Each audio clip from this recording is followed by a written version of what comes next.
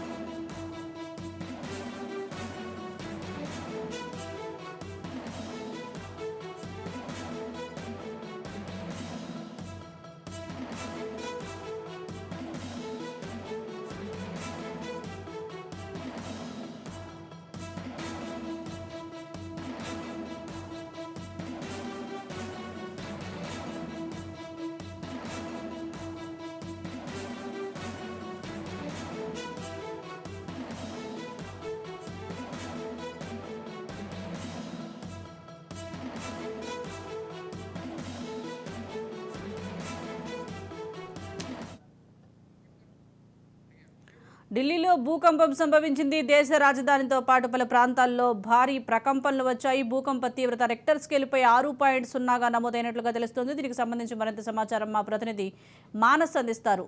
మానస్,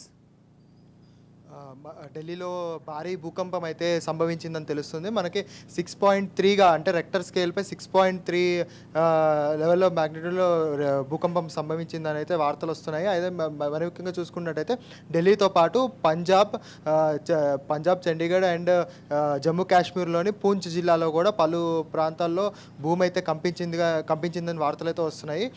మరోవైపు చూసుకున్నట్టయితే ఢిల్లీ ప్రజల్ని భయాందోళనకు గురి చేస్తుంది ఈ భూకంపం అని చెప్పుకోవచ్చు. ఎందుకంటే గత సంవత్సరంలో చూసుకున్నట్టయితే అక్టోబర్, నవంబర్ నెలల్లో కూడా 6.3, 6.4 తీవ్రతతో భూకంపం అయితే వచ్చింది. ఈ రోజు కూడా మనకి 6.3తో భూకంపం వచ్చింది. 6.3 తీవ్రతతో భూకంపం వచ్చింది. మరోవైపు గత ఏడాది భారీ స్థాయి భూకంపాలు చెప్పుకోవాలంటే జనవరి, అక్టోబర్, నవంబర్ 3 నెలల్లో కూడా హై లెవెల్ ఆఫ్ మ్యాగ్నిట్యూడ్స్ తోటి భూకంపాలు అయితే సంభవించాయి ఢిల్లీలో.